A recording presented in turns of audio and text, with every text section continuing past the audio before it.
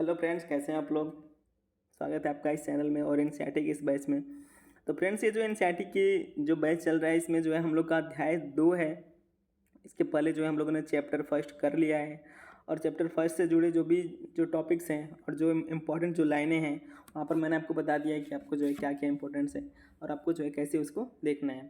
तो फ्रेंड्स, ये क्लास जो है सबके लिए बेनिफिशियल होने वाली है। जो भी बच्चे एनसीईआरटी पढ़ रहे होंगे क्लास 6 की, उनको भी आप देखने के लिए सजेस्ट कर सकते हैं। एक बार देखेंगे तो उनको अच्छे से नॉलेज हो पाएगा और एक जो है कंसेप्ट बन पाएगी।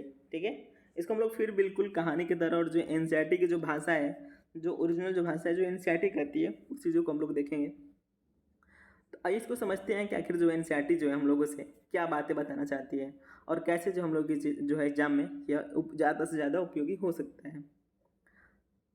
तो चैप्टर सेकेंड में सबसे पहले हम लोग देखेंगे आखेट खाद्य संग्रह से भोजन उत्पादन तक। जैसे कि आखेट, आखेट मतलब क्या है, जैसे कि मतलब शिकार हो गया। जैसे शिकार, जैसे कि हम लोग जो है पहले क्या करते थे, शिकार जो है शिकार करते थे और भोजन संग्रह करते थे। पर आज हम लोग क्या करते हैं, भोजन का उत्पादन करते हैं। हम लोग पहले जो है जंगलों से भोजन लाते थे, तोड़ेंगे, जो भी करेंगे, मीट मीट से जानवरों को मारकर हम लोग जो है संग्रह करते थे। लेकिन आज हम लोग क्या करते हैं, भोजन को उगाते हैं, यानी खेती करते हैं। तो हम लोग कैसे यहाँ से जो है यहाँ तक पहुँचे हैं, यह चैप्टर जो है इसका सार बता रहा है। ठीक है ना, कि आखिर इसमें क्या क्या शामिल होगा।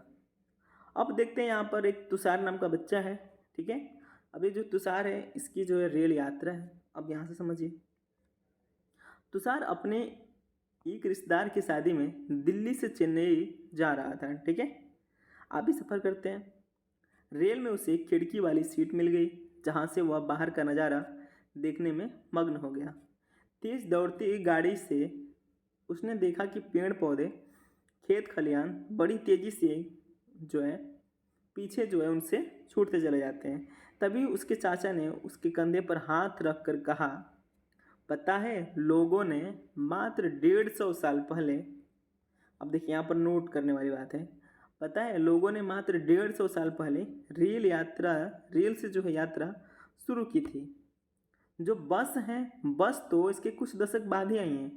यानी अब समझिए, यानी रेल को बने कितने साल हुआ, तो 150 साल ही मात्र हुआ है। आप भी कल्पना कर सकते हैं, आप भी कल्पना करिए कि जो है रेल को बने हुए कितने साल हुए हैं, मात्र 150 साल हुए हैं। और जो बस की यात्रा है उसको तो मात्र कुछ दशक ही हुई हैं, यानी 20 साल, 30 साल, 50 साल ऐसे ही हुए हैं। समझ रहे हैं। अब तुषार सोचने लगा, ये जो बच्चा है सोचने लगा, अभी सोच में पड़ जाएंगे कि आखिर जो है आज जो है इतनी सारी जो है सुविधाएं हैं, यानी जो है रेल है, समझ रहे हैं, रेल है और बस है। तो ये बच्चा क्या सोच रहा है, ये तुषार सोचने लगा कि जब लोगों के पास आने जाने के लिए तेज रफ्तार वाली सवारियां नहीं थी, तो क्या ये यात्रा नहीं करते थे। ये भी सोचने वाली बात है। क्या वे अपनी सारी जिंदगी एक ही जो है जगह पर बिता दिया करते थे। ठीक है, लेकिन अब उसके जो है चाचा बता रहे हैं कि नहीं, ऐसी बात नहीं थी, वो लोग भी यात्रा करते थे। और आगे क्या बुक कर रही है हम लोग वो चीज़ देखेंगे। अब एक चीज़ यहाँ पर से टॉपिक अलग समझेंगे हम लोग। एक क्या है, आरंभिक मानव। ठीक है, जो प्रारंभिक जो हम लोग के मानव रहे हैं, आरंभिक जो मानव थे, जो प्राचीन काल के जो मानव थे, आखिर वे इधर उधर क्यों घूमते थे, कि घूमने का रीज़न क्या था।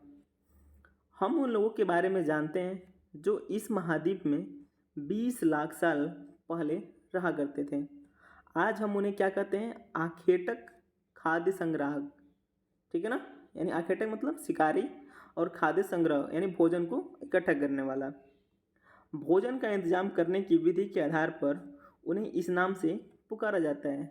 आमतौर पर खाने के लिए वे जंगली जानवरों का शिकार करते थे, मछलियाँ और चिड़िया भी पकड़ते थे। ठीक है, फल जो है फल फूल, ठीक है, और जो है पौधे पत्तियाँ अंडे इकट्ठा करते थे। आखेटक जो होते थे खाद्य संग्राहक समुदाय के लोग एक जगह से दूसरी जगह पर घूमते रहते थे। ऐसे करने के कई कारण थे। इसमें बता रहा है कि ऐसे करने के जो है कितने कारण थे। तो पहला कारण ये बता रहा है, पहला कारण क्या बता रहा है कि अगर वे एक ही जगह पर ज़्यादा दिनों तक रहते तो आसपास के जो पौधे हैं ना, अगर अगर वो लोग अगर एक ही जगह पर रहेंगे तो क्या करेंगे, आसपास के जो है पौधों को खाएंगे, उसको समाप्त कर देंगे। उनके जो पालतू जानवर हैं वो भी उसको खाएंगे तो समाप्त हो जाएगा।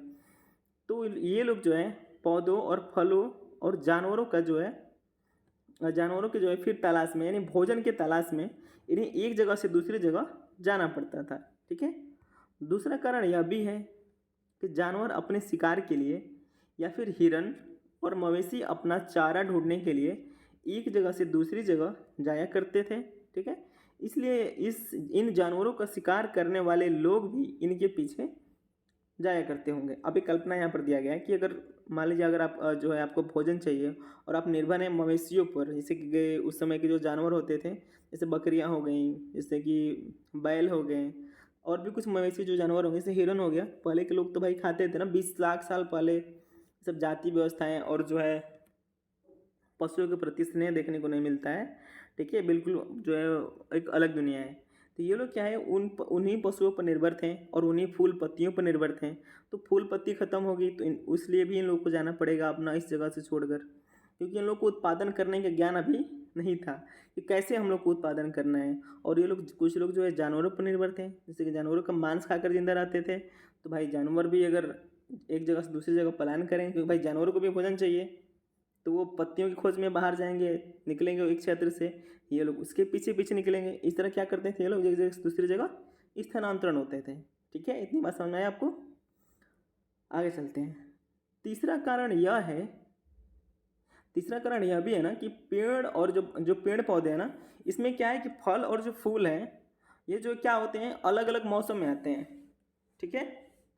इसलिए लोग जो है इनकी तलाश में उपयुक्त मौसम के अनुसार अन्य इलाकों में घूमते होंगे, क्योंकि रहते रहते इन लोगों को कुछ ज्ञान हो गया होगा कि कुछ जो पेड़ है ना वो मौसम अपने मौसम में ही फलते हैं, तो इसलिए भी ये लोग जो है घूमते होंगे। और चौथा कारण यह है कि पानी के बिना किसी भी प्राणी या पेड़ पौधे का जीवित रहना संभव ही नहीं है। पानी नहीं होगा तो न पेड़ पौधे होंगे न हम लोग होंगे। तो ये लोग, अब जाहिर सी बात है कि जो है पानी कहाँ मिलेगा, तो झीलों में मिलेगा, झरनों में मिलेगा और नदियों में मिलेगा। तो ये लोग क्या करते थे ना कि नदियों और झीलों का जो है पानी के तलाश में भी इधर से उधर ये लोग जाते रहे होंगे। ठीक है। तो ये बात यहाँ से आप लोग देख सकते हैं। अब यहाँ पर कुछ टॉपिक दिया है कि आखिर हम लोग को जो है आरंभिक मानव के बारे में जानकारी कैसे मिलती है। ठीक है। ये सब जितने से ज़्यादा जो टॉपिक्स दिए ना वो आपके कॉम्पिटिटिव एग्जाम के लिए इंपॉर्टेंट नहीं है। एक बात याद रखिए, ये क्या है कि आपके कॉन्सेप्ट बनाने के लिए है कि आखिर जो है इसमें कल्पना किया गया है कि इसमें जो है आरंभिक जो मानव रहे हैं। अभी कल्पना कर सकते हैं कि अगर 20 लाख साल पहले की बात की जाए, आखिर वो व्यक्ति जो है कैसे खाते होंगे, कैसे घूमते होंगे। तो उन चीज़ों की जो है यह जो लेसन है वो कल्पना कर रहे हैं और आपको समझाने की कोशिश कर रहा है। ठीक है। अब यहाँ पर दिया हुआ है कि आरंभिक मानव के बारे में हमें जानकारी कैसे मिलती है। हम लोग आरंभिक मानव जिसकी बात हम लोग कर रहे हैं कि जो आरंभिक मानव है यानी जो 20 लाख साल पहले के जो मानव हैं उनकी जानकारी कैसे प्राप्त होती है। तो अब हम लोग इस चीज़ को जो है बहुत अच्छी तरीके से देखेंगे। जो कल मैंने आपको बताया था पुरातात्विक कौन होते हैं, तो पुरातात्विक जो लोग हैं यानी इन्हें जो है इंग्लिश में आर्कियोलॉजी भी कहा जाता है, आर्कियोलॉजिस्ट भी कहा जाता है। ठीक है। तो ये लोग क्या करते हैं ना कि छोटे छोटे चीज़ों का यानी जो है मटके का कल मैंने बताया आपको, तो इन सारी चीज़ों का अध्ययन करते हैं। ठीक है। जो चीज़ें जो है एक जैसे कि दृश्य के आकार में, जैसे कि जो चीज़ें जैसे ठोस आकार में कुछ रह गई हैं, जैसे कि मानव जो यूज करते हैं पहले, जो मनुष्य पहले यूज करते थे, वो चीज़ें जो आज भी बच जाती हैं। जैसे कि मैंने कल बताया आपको कि जो है गेहूँ के जो है जले हुए अनाज मैंने बताया आपको, चावल की जो है दाने बताया। तो वो चीज़ें क्या करते हैं लोग अध्ययन करते हैं और उसको जो कार्बन डेटिंग से के अनुसार से जो है निकालते हैं आखिर वह कितना पुराना है। ठीक है। अब यहाँ देखेंगे पुरातात्विद हैं यानी जो आर्कियोलॉजिस्ट हैं, आर्कियोलॉजिस्ट को कुछ ऐसी वस्तुएं मिली हैं जिनका निर्माण और उपयोग आखेटक यानी जो शिकारी और जो खाद्य संग्रह किया करते थे। यानी जो हम लोग आज के जो पुरातात्विद है ना, इनको जो है कुछ ऐसे भी चीज़ मिले हैं जिनका निर्माण कौन करता था, जो शिकारी करते थे भाई, जो पत्थर जैसे आकार का बनाकर अपना करते होंगे जो भी है, और क्या करते थे खाद्य संग्रह करते थे। यह संभव है कि लोगों ने अपने काम के लिए पत्थरों, लकड़ियों और हड्डियों के औजार बनाए हों। इनमें से पत्थरों के औजार आज भी बचे हैं। अब ये लोग, जाहिर सी बात है कि उस समय अगर आप शिकार कर रहे होंगे, कल्पना करिए कि 20 लाख साल पहले आप शिकार करते होंगे, तो भाई कोई कर रहा होगा तो कल्पना कर सकते हैं आप लोग कि आज के तरह अत्याधुनिक हथियार जो है नहीं थे, वो लोग कैसे हथियार करेंगे। वो पत्थरों से तो ही करेंगे, पत्थरों को नुकीला बनाएंगे। तो ये भी यहाँ पर ये बात बताया जा रहा है कि जो है पत्थरों को नुकीला बनाते थे, लकड़ियों को जो है ऐसे रगड़ कर जो भी है तो लकड़ियों का यूज़ करते हैं। तो उसमें क्या होगा कि लकड़ियाँ जो है नष्ट हो चुकी होंगी अब तक, 20 लाख साल से अब तक कहाँ बचेंगी लकड़ी, कहाँ बचेगा, नहीं बचेगा ना। लेकिन जो पत्थर है, जो पत्थर के जो औजार उस समय बनाए होंगे वो आज भी बची हुई हैं, ठीक है, जिससे जो है पता चल पाता है कि वो लोग जो है कैसे यूज़ करते होंगे, ठीक है ना। इनमें से जो कुछ औजार होते थे उसको क्या करते हैं ये लोग, फल फूल काटने के लिए और हड्डियाँ और मांस काटने के लिए, ठीक है, और पेड़ों की छाल और जानवरों की खाल उतारने के लिए करते होंगे। जो उस समय के जो व्यक्ति होंगे अलग अलग तरह के हथियार बनाए होंगे, पत्थरों के ही अपने तरीके से बनाए होंगे, और जिनका उपयोग जो है ये लोग जानवरों को मारने में करते होंगे, पेड़ों को काटने में करते होंगे, ठीक है, और ये लोग क्या करते होंगे, इससे हथियार बनाते होंगे अपने। अब देखिए कुछ के साथ जो है हड्डियाँ, ठीक है, कुछ के साथ हड्डियों या लकड़ियों के मुट्ठे लगाकर भाले और बाण जैसे हथियार बनाए जाते थे। अब ये लोग क्या किए हैं कि कुछ जो है, कुछ के साथ जो है, जो कुछ पत्थर है उसके साथ क्या किए हैं लोग, लकड़ी के मुट्ठी लगा दिए हैं, लकड़ी के जो है डंडा लगा दिए हैं, या हड्डियाँ लगा दिए हैं उस पर, हड्डी की जो ऐसे लंबे जो हड्डियाँ होती थी वो लगा कर जो है लोगों ने क्या किया है कि जो है तीर धनुष आपने देखा है ना, तो उस तरह से जो बाण ये लोग जो है बनाए हैं, बाण जैसा, जैसे कि मारने के लिए भाला फेंक कर जो है उस तरह से। कुछ औजारों से जो है लकड़ियाँ काटी जाती थी, जाहिर सी बात है। लकड़ियों का उपयोग जो है ईंधन के साथ साथ झोपड़ियाँ और औजार बनाने के लिए भी किया जाता था। अब यहाँ से आप लोग देख सकते हैं कि ये व्यक्ति क्या कर रहा है, जो है इससे, इसकी जो है, इससे जो पौधा है इसकी जड़ें को खोद कर, क्योंकि मैंने बताया था ना इसको जड़ों को जो है खोदने में जो है इसका उपयोग करते होंगे, इसकी जड़ों को भी लोग खाते थे उस समय।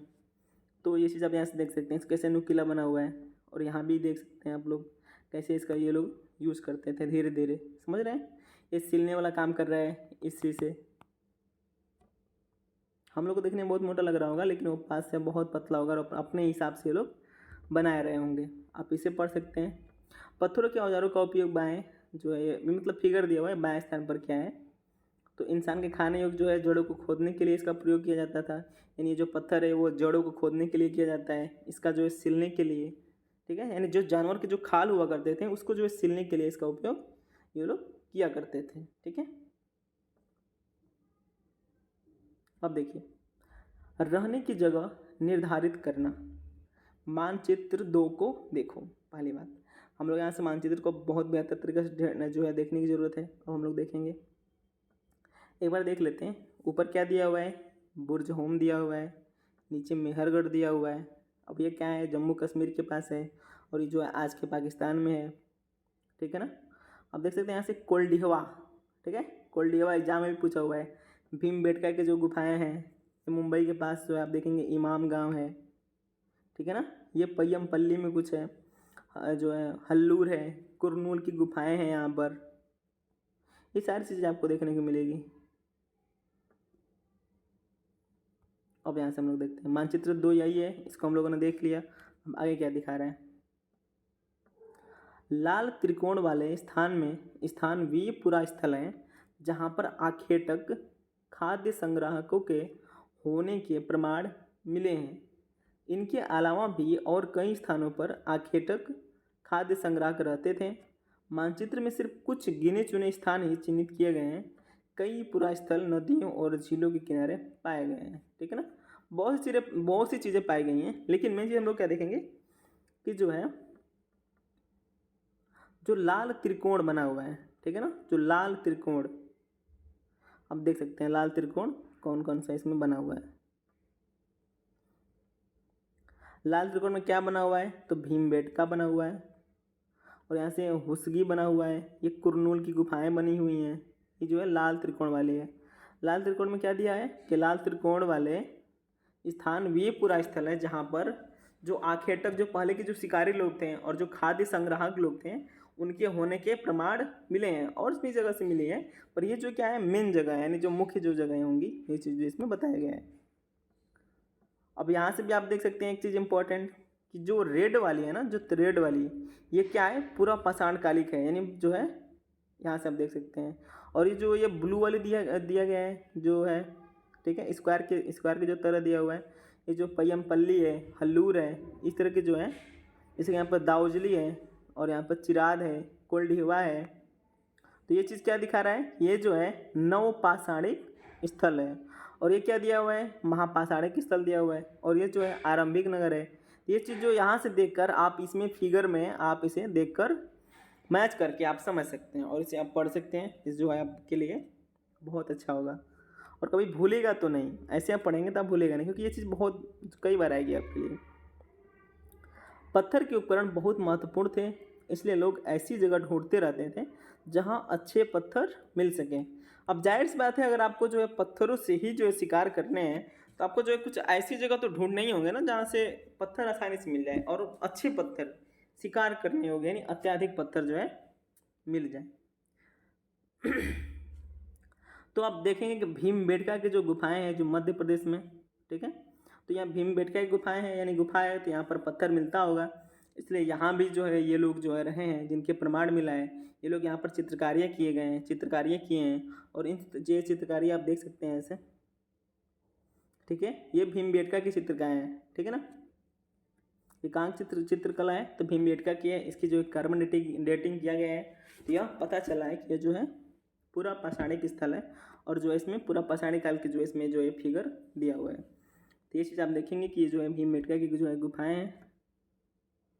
और यहाँ पर जो कुछ नोट में दिया हुआ है, भीमबेटका ये कहाँ है, तो भीमबेटका जो है आधुनिक मध्य प्रदेश में है। ये आपके एग्जाम के लिए क्वेश्चन यहाँ से हो सकता है। इस पूरा स्थल पर गुफाएं और कंदराएं मिली हैं। लोग इन गुफाओं में इसलिए रहते थे क्योंकि यहाँ उन्हें क्या होगा, बारिश से, धूप से और हवाओं से राहत मिलती होगी। ये गुफाएं नर्मदा घाटी के पास हैं, ठीक है। क्या तुम बता सकते हो, ये क्वेश्चन है, आप इसको देखकर ढूंढेंगे।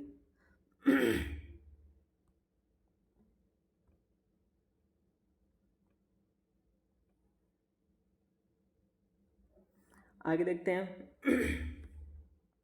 पुरा स्थल जो है उस स्थान को कहते हैं जहां औजार, बर्तन और इमारती जैसे वस्तुओं के अवशेष मिलते हैं, ठीक है ना। अगर आपको पता चलेगा कि जो है एक पुरा स्थल मिला हुआ है तो उस पुरा स्थल में क्या क्या होता है, तो पुरा स्थल में जो है जहाँ औजार, बर्तन और इमारती जो है वस्तुओं के अवशेष मिलते हैं, यानी बहुत प्राचीन समय के जो बर्तन होंगे और उसके अवशेष आज बचे होंगे, उसे क्या कहेंगे हम लोग, पुरा स्थल कहेंगे। ऐसी वस्तुओं का निर्माण जो है लोगों ने अपने काम के लिए किया था और बाद में उन्हें वहीं छोड़ दिया। ये ज़मीन के ऊपर, अंदर, कभी कभी समुद्र और नदी के तल में भी पाए जाते हैं। इन पुरा स्थलों के बारे में आपको अगले अध्याय में बताया जाएगा। ये भी चीज़ दिया हुआ है। तो मैं बता दूं कि जो पुरा स्थल है वो क्या है। तो पुरा स्थल में जो है आपको जो है पहले जो प्राचीन समय के जो लोग रहे हैं उनकी जो दैनिक जीवन में जो अपनी उपयोगी जो वस्तुएं होंगी, जैसे कि उनके कलछुल, जैसे कि आपने देखा होगा, कलछुल हो गई, कढ़ाई हो गई, उनके जो बर्तन होंगे जिसमें खाना बनाते थे, तो वो चीज़ें क्या है, जो है पूरा स्थल है। अगर इसको आपको देखना है तो आप सारनाथ आएंगे ना, तो बहुत सी चीज़ें आपको देखने को मिलेगी कि उस समय की वस्तुएं जो है रखी गई हैं। और यहाँ पर देख सकते हैं आप लोग आग की खोज, मानचित्र 2 में देखिए, और कुरनूल गुफा को देखते हैं हम लोग, ठीक है। मानचित्र 2 को ढूंढेंगे, बिल्कुल जो है आलसीपन नहीं दिखाना है, ठीक है। और कुरनूल गुफाएं ढूंढनी है हम लोग, अच्छे से ढूंढेंगे बच्चों की तरह, ठीक है। अब देखिए कुरनूल, पहले बात तो कुरनूल जैसे ऐसे नाम तो जो है आप याद रखेंगे, ये साउथ इंडिया में पाए जाते हैं, ठीक है ना। ये कुरनूल गुफाएं यहाँ पर है। अब देखिए कुरनूल गुफाएं के बारे में क्या दिया हुआ है। कुरनूल गुफा, यहाँ जो है राख के अवशेष मिले हैं। यहाँ पर क्या मिला है, यानी कुरनूल गुफा से क्या मिला है, राख के अवशेष मिले हैं। इसका मतलब यह है ना कि आरंभिक लोग आग जलाना सीख गए थे। यानी ये जो कुरनूल गुफा में जो लोग मिले हैं, इनसे ये यहाँ पर जो राख का अवशेष मिलना यह सिद्ध करता है कि यह जो लोग थे वो क्या करते थे, अब आग जलाना सीख गए थे। आग का इस्तेमाल कई कार्यों के लिए किया गया होगा। जैसे आग का इस्तेमाल क्यों होता है, आज जैसा व्यवस्था तो उस समय होगा नहीं, लाइट नहीं होगी। लाइट का खोज भी आप जान सकते हैं, जो एडिसन ने किया है, अभी ज़्यादा दिन हुआ नहीं। जैसे कि ये लोग आग जलाते थे किसके लिए, प्रकाश के लिए, मांस को भूनने के लिए, ठीक है, और ख़तरनाक जानवरों को दूर भगाने के लिए भी आग का ये लोग उपयोग करते थे, ठीक है। और यहाँ से कुछ इंपॉर्टेंट चीज़ दिया हुआ है, नाम और तिथियाँ। हम जिस काल के बारे में पढ़ रहे हैं, पुरातत्वविदों ने यानी आर्कियोलॉजिस्ट ने उनके बड़े बड़े नाम रखे हैं। आरंभिक काल को वो जो है पूरा पाषाण काल कहते हैं, जिसको हम लोग आरंभिक काल कह रहे हैं ना, उसको जो आर्कियोलॉजी क्या कहते हैं, पूरा पाषाण काल। ठीक है, यह दो शब्दों से बना हुआ है, प्राचीन और पाषाण, यानी इसका मतलब क्या हुआ, पत्थरों से। ठीक है ना, पाषाण मतलब क्या होता है, पत्थर से, यानी एक तरह से उस समय क्या था, पत्थरों का काल था। यानी ये लोग क्या करते थे कि इस समय जो है ये लोग पत्थरों के औजार बनाते थे और इसी के उपयोग से अपना जीवन यापन करते थे। पूरा पाषाण काल जो है 20 लाख साल पहले से 12,000 साल पहले के दौरान माना जाता है। यानी जो है 20 लाख साल पहले से, आप सोच सकते हैं 20 लाख पहले से और आज से 12,000, ठीक है ना, आज से नहीं, मतलब ये जो है 180 से मैंने बताया था, 180 से 12,000 साल पहले जो है 12,000 साल, यानी 12,000 BC, बिफोर क्राइस्ट, समझ रहे हैं। कल मैंने बताया था आपको, यानी 180 से जहाँ से शुरू हुआ है, 2000 जहाँ से शुरू हुआ है, तो इसी से जो है 12,000 साल पहले, और जो है 12,000 साल से जो पहले के जो रहे हैं और 20 लाख तक, उन्हें क्या कहा गया है, तो पूरा पाषाण काल कहा गया है। 12,000 साल पहले के दौरान माना जाता है। इस काल को भी 3 भागों में विभाजित किया गया है, आरंभिक, मध्य एवं उत्तर। यानी आरंभिक पूरा पाषाण काल, मध्य पूरा पाषाण काल, उत्तर पूरा पाषाण काल। ठीक है, इसको भी डिवाइड किया गया है पढ़ने के लिए। मानव इतिहास की लगभग 99% जो है कहानी इसी काल के दौरान घटित हुई है। ठीक है ना, किस समय, तो पूरा पाषाण काल में। जिस काल में हमें पर्यावरणीय बदलाव मिलते हैं उसे मेसेलिथ यानी मध्य पाषाण युग कहते हैं। मध्य पाषाण युग कहते हैं, क्या कहते हैं, मध्य पाषाण युग कहते हैं ना। ठीक है, मध्यकाल नहीं कहते। इसका समय लगभग 12,000 साल से, ठीक है, लेकर 10,000 साल पहले तक माना जाता है। यानी मध्य जो पाषाण काल है ना, अगर कोई पूछे, एग्जामिनर पूछे कि मध्य पाषाण काल कब तक है, तो मध्य पाषाण काल जो है यह 1200 BC से 10,000 BC तक है, यानी जो है लगभग 2,000 हुआ ना। ठीक है, यानी 2,000 साल तक इसको जो है माना गया है। आप इसे भी देख सकते हैं। इस काल के पाषाण जो औजार है ना, पाषाण औजार आमतौर पर बहुत छोटे होते थे। यानी इस समय के औजार कैसे होते थे, पत्थरों के, तो छोटे होते थे। इन्हें माइक्रोलिथ कहा गया है। ठीक है, यानी लघु पाषाण काल। उसमें क्या क्या था, पूरा पाषाण काल आपने देखा, फिर ये क्या है, लघु पाषाण हो गया। क्यों हो गया, क्योंकि यहाँ से जो है छोटे छोटे पत्थरों के औजार मिलते हैं, यानी औजारों से यहाँ पर जो इसको डिवाइड किया गया है। प्रायः इन औजारों में हड्डियों या लकड़ियों के मुट्ठे लगे हंसिया और आरी जैसे औजार मिलते हैं। हंसिया जैसे और आरी जैसे औजार मिलते हैं। ठीक है ना,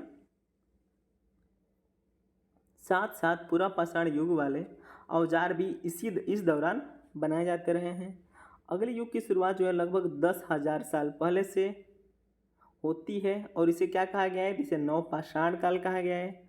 नवपाषाण का क्या मतलब होगा, हमने कुछ स्थानों के नाम दिए हैं अगले अध्याय में। ठीक है, इस चीज़ हम लोग को आगे देखने को मिलेगी, तो हम इस चीज़ों को हम लोग आगे ही देखेंगे। ठीक है ना, हम लोग को आगे वाली बातें यहाँ पर नहीं पढ़नी है, कुछ चीज़ ज़रूरी होगी जिसको मैं बता दिया करूँगा। तो आपने क्या देखा, हम लोगों ने देखा कि जो है हम लोग जो है पूरा पाषाण काल देख रहे थे, लेकिन पूरा पाषाण काल को भी 3 भागों में बांटा गया है। ठीक है, आपने इसका डिवीजन देखा, तो आप इसको डेट याद रखेंगे तो कॉम्पिटिटिव एग्जाम में ये डेट भी पूछे गए हैं, तो आपको पता रहेगा, तो जो है आप इसे आसानी से कर जाएंगे। अब यहाँ देखिए, बदलती जलवायु। लगभग 12,000 साल पहले दुनिया के जलवायु में बड़े बदलाव आए हैं और गर्मी बढ़ने लगी। ठीक है, 12,000 साल पहले क्या हुई कि दुनिया की जो जलवायु है, ठीक है, यानी वर्ल्ड जो क्लाइमेट है ना, उसमें क्या हुई, बदलाव होने लगे। जैसे आज भी आप लोग देख रहे होंगे कैसे ग्लोबल वार्मिंग जो है बढ़ती जा रही है, उस तरह जो है लगभग 12,000 साल पहले दुनिया की जलवायु में बड़े बदलाव आए और गर्मी बढ़ने लगी। इसके परिणाम स्वरूप कई क्षेत्रों में घास वाले मैदान बनने लगे। यानी थोड़ी गर्मी होगी तो क्या होगी, वहाँ से घास जो है ज़्यादा उपजते हैं। गर्मी हो और थोड़ा बारिश हो तो क्या होगा, वहाँ से घास उत्पन्न हो गए। और जहाँ पर घास होगा वहाँ पर क्या मिलेंगे आपको, जानवरों के भी झुंड मिलेंगे, क्योंकि घास को खाकर क्या करेंगे वो लोग, अधिक से अधिक तक अपनी जनसंख्या बढ़ा लेंगे और ज़्यादा समय तक वो लोग जिंदा रह लेंगे। यानी उनको खाने के लिए क्या होगा, फूड उत्पन्न होगा, फूड होगा ना, फूड होगा तो अब जाहिर सी बात है जनसंख्या बढ़ेगी।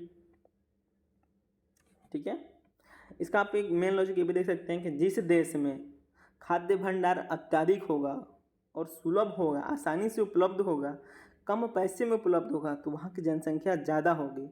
और जहाँ पर आपको घास के मैदान नहीं मिलेंगे, घास के यानी मतलब जहाँ से कृषि भूमि नहीं मिलेगी, तो आपको वहाँ पर जनसंख्या भी कम मिलेगी। ठीक है, ये चीज़ आज अपने आप लोग जो है इसको एक्सपीरियंस कर सकते हैं। ठीक है ना।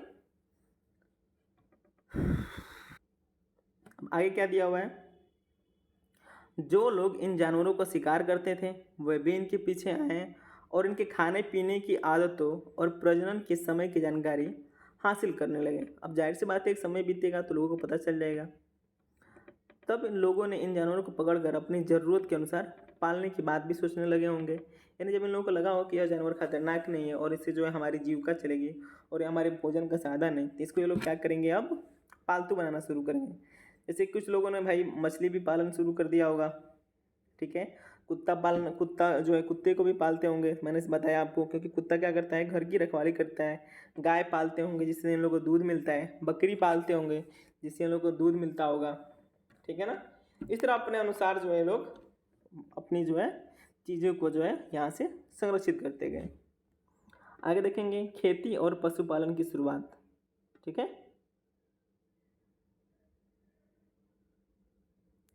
खेती और पशुपालन की शुरुआत। इसी दौरान उपमहाद्वीप के भिन्न भिन्न इलाकों में गेहूं, जौ और धान जैसे अनाज प्राकृतिक रूप में उगने लगे थे। मैंने आपको बताया पिछले क्लास में। शायद महिलाओं, पुरुषों और बच्चों ने इन अनाजों को भोजन के लिए बटोरना शुरू कर दिया होगा। साथ ही वे यह भी सीखने लगे होंगे कि यह अनाज कहाँ उगते थे, ठीक है, और कब पककर तैयार होते थे। अब पता चलेगा ना कि कैसे वो जो है कैसे वो जो है फसल उगकर जो उगा है और कैसे मतलब कितना टाइम में वह जो है पक कर तैयार हुआ है। जब ये पता चल गया होगा तो ये लोग क्या कर रहे होंगे कि उन बीजों को रख कर खुद ही उसकी जो है बुआई करने लगे होंगे। और वो क्या करते होंगे, इस तरह धीरे धीरे एक तरह से कृषक बन गए होंगे, यानी वो लोग खेती करने लगे होंगे। ठीक है, इसी तरह लोगों ने अपने घरों के आसपास चारा रखकर जो है जानवरों को लुभाने का कार्य किया होगा और उसे पालतू बनाया होगा। सबसे पहले जिस जंगली जानवर को पालतू बनाया गया वह कुत्ता है। ठीक है, कुत्ता जो है, कुत्ते को जो है जंगली पूर्वज जो है मानते हैं। सबसे पहले जो है पालतू कौन बना, तो कुत्ता ही बनाता है। ठीक है, धीरे धीरे लोग भेड़ भेड़ पालने लगेंगे, बकरी भी पालने लगेंगे और गाय और सुअर जैसे जानवरों को अपने जो है नज़दीक लाने के लिए अपना कार्य करने लगे होंगे। ठीक है, ऐसे जानवर झुंड में रहते थे और ज़्यादातर घासें खाते थे। और इस तरह ये लोग क्या बन गए, धीरे धीरे पशुओं को अपने पास रखते रखते रहे ये लोग पशुपालक बन गए। ठीक है ना, एक तरह से आपने देखा है कैसे ये लोग कृषक बने हैं धीरे धीरे खेती करके, और धीरे धीरे लोग जो है जानवर को पालते पालते लोग क्या बन गए, पशुपालक बन गए।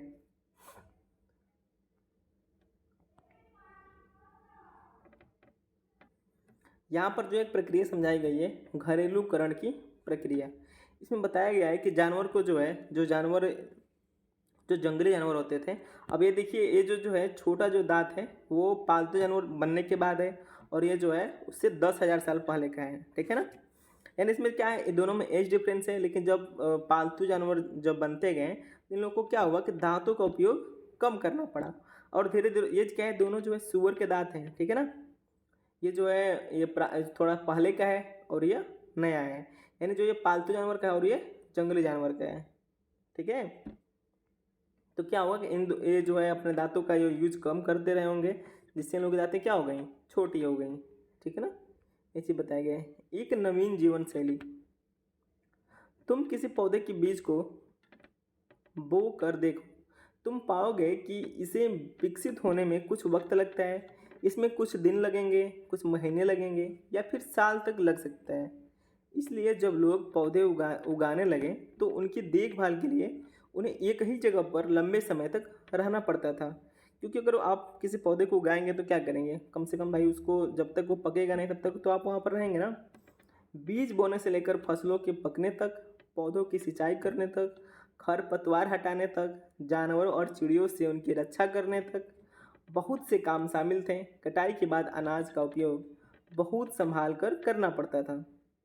अनाज को भोजन और बीज दोनों ही रूप में बचा कर रखना आवश्यक था, क्योंकि उस समय जो है आज की तरह इतने जो है वैज्ञानिक दृष्टिकोण नहीं था। तो उसमें क्या है कि जिस चीज़ को हम लोग खाते थे उस चीज़ों को ही क्या करना है, बीजों के रूप में भी रखना है, यानी बीज के रूप में भी, खाद्य के रूप में भी, उपहार के रूप में भी और भंडार के रूप में भी। ठीक है, अनाज को भोजन और बीज दोनों ही रूपों में बचा कर रखना आवश्यक था, क्योंकि इसी से हम लोग क्या करेंगे, फिर खेती करेंगे। ठीक है ना। जानवर चलते फिरते खाद्य भंडार, जानवर बच्चे देते हैं जिससे उनकी संख्या बढ़ती है। अगर जानवरों की देखभाल की जाए तो उनकी संख्या तो बढ़ती ही है, साथ ही उनसे दूध भी प्राप्त हो सकता है जो भोजन का एक अच्छा स्रोत है। यही नहीं, जानवरों से हमें मांस भी मिलता है। दूसरे शब्दों में पशुपालन भोजन के भंडारण का एक तरीका भी है। पशुपालन क्या है, अपने भोजन का आप लोग क्या कर रहे हैं, भंडार कर रहे हैं। ठीक है ना। आरंभिक कृषकों और पशुपालकों के बारे में पता करते हैं। यहाँ पर कुछ बातें दिया हुआ है, आप इसे पढ़ लेंगे। ठीक है, अब धीरे धीरे हम लोग क्या बढ़ने लगे, इसके बाद हम लोग जो है स्थायी जीवन की ओर बढ़ने लगे। और यहाँ से हम लोग देखते हैं,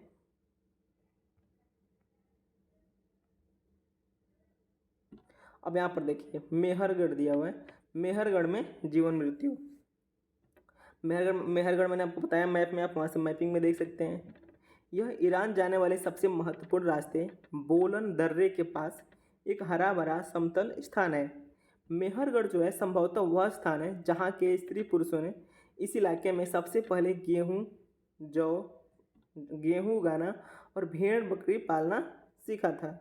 यहाँ विभिन्न प्रकार के जानवरों की हड्डियाँ मिली हैं। इनमें हिरन तथा सूअर जैसे जंगली जानवरों तथा भेड़ और बकरियों की हड्डियाँ भी मिली हैं। ठीक है, मेहरगढ़ में जो है इसके अलावा चौकोर तथा आयताकार घरों के अवशेष भी मिले हैं, जैसा कि आप यहाँ देख सकते हैं। मेहरगढ़ का एक घर का जो है यहाँ पर फिगर बना हुआ है। ठीक है, मृत्यु के बाद जो है सामान्यतः मृतक के सगे संबंधी उसके प्रति सम्मान जताते हैं।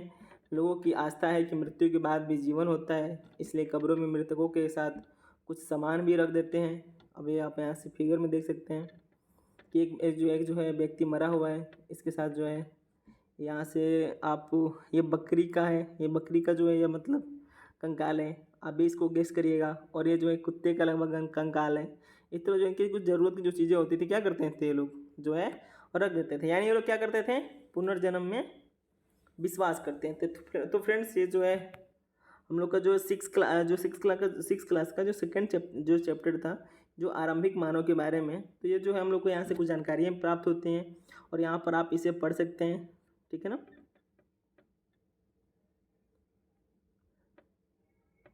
तो फ्रेंड कल हम लोग जो है इसके थर्ड चैप्टर को देखेंगे और इसको समझेंगे। बाकी जो आपको जो छोटे छोटे क्वेश्चन आप यहाँ से देखकर इसको सॉल्व कर सकते हैं। बाकी जितने सारे जो बॉक्स बनाए हैं आप उसे ज़रूर पढ़ेंगे। सो फ्रेंड्स आज के लिए इतना ही। नेक्स्ट जो है थर्ड जो चैप्टर है उसे हम लोग कल देखेंगे। So friends thank you, bye bye. कुछ भी प्रॉब्लम हो, कुछ इशू हो तो आप उसे कमेंट करिएगा, उसको जल्दी ही उसको जो है सॉल्व करने की कोशिश की जाएगी। Thank you friends.